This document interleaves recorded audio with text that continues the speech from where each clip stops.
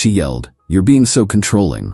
When I set a boundary about her friends, I replied, "You're right." Then I removed myself and my wallet from the equation. Suddenly, her supportive friends disappeared. Original post I, 30 male, was checking our credit card statement when I noticed the pattern. Every weekend, same story. Drinks with the girls, $300, $400 charges at upscale bars. Been happening for months. Sophie, 28, walked in as I was looking at the latest one. $427 at some rooftop place. Hey, can we talk about these bar charges? What about them? Every weekend, it's hundreds of dollars. Last month alone was almost $2,000. Rolling her eyes. I go out with my friends, so what? On my credit card, every time. Our card, babe, we live together. It's literally my card, you're an authorized user. We'd been together 2 years, living together for 1. I'd added her to my card for emergencies and groceries. Somehow, bottles of champagne with her friends became emergencies. This is what couples do, share expenses. Me share means both people contribute. When's the last time you bought drinks? I don't make as much as you know that. She worked part-time at a yoga studio, by choice, turned down full-time positions because she wanted work-life balance. Maybe we need boundaries. Your friends seem to expect me to fund their weekends. What? Me, every time you go out, you cover everyone. I've seen the receipts. 8 drinks, 10 drinks, bottles. You're buying rounds for the whole group. They're my friends. They support me, unlike you, apparently. Support how? By drinking my money? That's when she exploded. You're being so controlling. This is financial abuse. You can't dictate who I spend time with. I'm not. I'm saying I won't pay for them anymore. Classic manipulation. Cutting me off from my support system. Becca warned me about this. Ah, Becca, the ringleader. Unemployed influencer with 3K followers who somehow ate at the finest restaurants weekly. Me, I'm not cutting you off from anyone. See them whenever, just not on my credit card. So what? I'm supposed to tell them I'm too poor to hang out? Humiliate myself because you're cheap? Or they could pay for their own drinks. Laughing bitterly. Right, make my friends pay because my boyfriend is controlling and stingy. That'll go over well. You know what? You're right. What? You're absolutely right. I am being controlling. Smiling smugly. Finally, so you'll stop this nonsense? No, I'll remove myself from the situation entirely. Can't be controlling if I'm not involved. Pulled out my phone, canceled her card on the app right there. What are you doing? Removing the control. Your finances, your friends, your problem. You can't just, I need that card. For emergencies, right? That's what you said when I added you. Doubt champagne qualifies. This is abusive. You're isolating me. I'm literally telling you to see your friends whenever you want. Just handle your own expenses, like an adult. She stormed out, slammed the bedroom door, started texting furiously, probably rallying the troops. Update 1, the fallout 1 week later. The friend group's response was immediate and predictable. Sophie's phone blew up with messages. I saw some when she left it unlocked. Becca, he cut you off? Red flag, honey? Mia, control freak behavior. You need to leave him. My ex did this. It's how abuse starts. Stay strong. They planned an emergency girls' night for Friday to support Sophie through this trauma. Friday came. Sophie got dressed up, full makeup, designer dress I'd bought her for her birthday. Sophie, I'm going out. Don't wait up. Have fun. Got cash? I'll figure it out. She left confident, came back 2 hours later, furious. Happy now? Me, what happened? They expected me to pay, said since my rich boyfriend cut me off, it was my turn to cover drinks. Me, and? I only had $60. That's like 2 cocktails there. I was humiliated. Thought they were supporting you? Becca said I was being dramatic about the card thing, that I should have saved money from all the times you paid. Me, so they knew you were paying with my money? Of course they knew. I told them I had a generous boyfriend. The entitlement was staggering. They'd been explicitly using me as their weekend ATM. This is your fault. You've ruined my friendships. By not paying for them anymore? Yes. Weekend 2 was even better. Sophie scraped together $100 from her yoga earnings, went out Saturday, came back in tears. Sophie, they left me. Went to another bar because I couldn't afford the second round. They abandoned you? Said I was being a downer, that if I couldn't keep up financially, maybe I should stay home. Me, wow, such supportive friends. Shut up, you did this. By week 3, the invites stopped coming. Her support system was ghost mode. Sophie started staying home weekends, sulking, posting passive-aggressive quotes about fake friends and knowing your worth. Zero self-awareness that she'd been the fake friend with my credit card. Update 2, the escalation. 1 month later. Sophie's solution to losing her party friends? Find new ones, with a twist. Started going to networking events at hotel bars, coming home with business cards from older men, potential investors for her wellness brand. She suddenly had. Wellness brand. I'm gonna be a lifestyle coach. These men have connections. Sure they did. To their wallets, which they opened freely for a pretty 28-year-old in a tight dress. She'd come home tipsy, bragging. Richard bought our whole table Dom Perignon, said I had entrepreneurial energy. Richard, who's texting you at midnight about private coaching sessions? You're jealous. At least someone appreciates my potential. Let her run with it. These dudes would learn soon enough.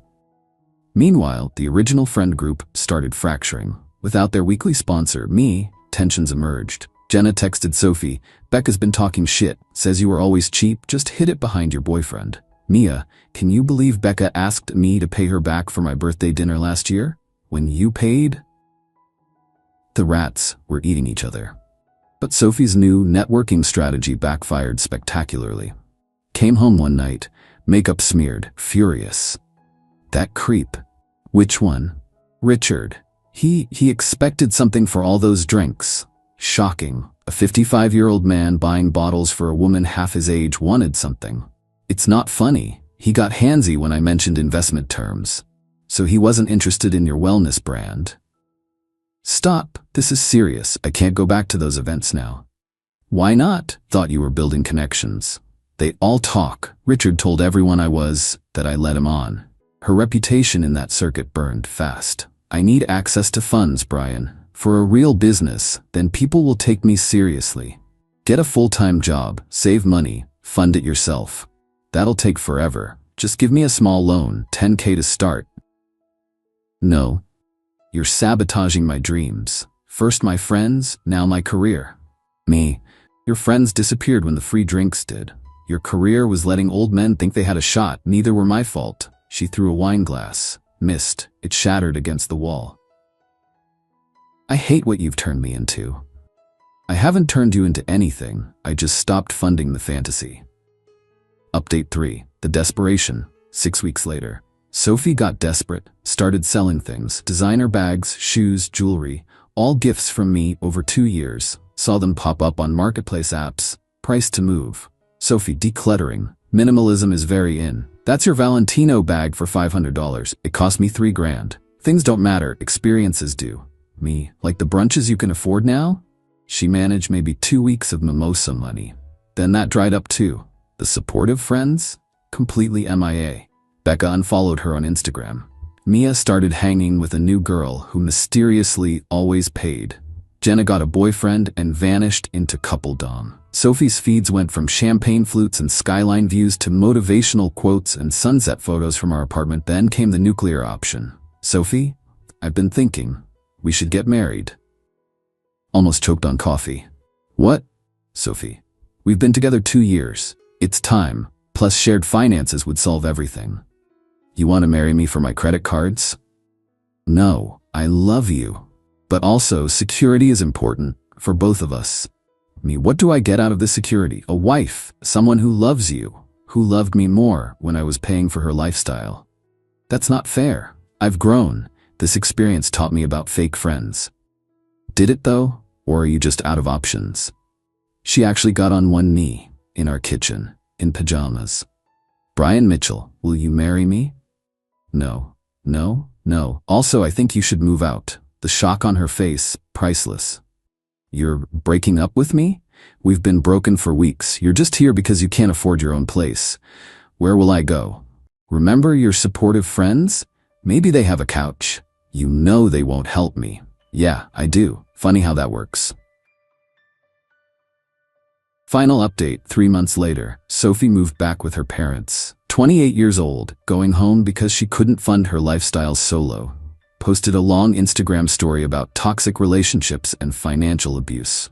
The comments were brutal. Girl, you haven't worked full-time in 2 years. Didn't you brag about him paying for everything? This the same guy who funded your whole friend group? She deleted it within hours. Her friends? Becca found a new target. Some crypto guy who thinks he's the next big thing. Posted a story last week. So blessed to have friends who value me. Tagged everyone except Sophie. Mia works at a juice bar now. Actual job. Posts about honest work and building something real. Still goes out, just Applebee's instead of Skyline bars. Jenna messaged me last month, apologized for calling me controlling.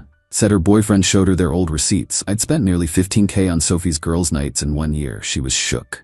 Sophie? Still at her parents'. Still part-time at the yoga studio. Still posting about launching her wellness brand soon. DM'd me last week. I know you hate me, but I really did love you, not just the money. I replied, I don't hate you, I nothing you, there's a difference. Left her on read after that. Started dating Theresa, software engineer. Insists on splitting every check. Has her own friend group that, wait for it, pays for their own drinks. Revolutionary concept.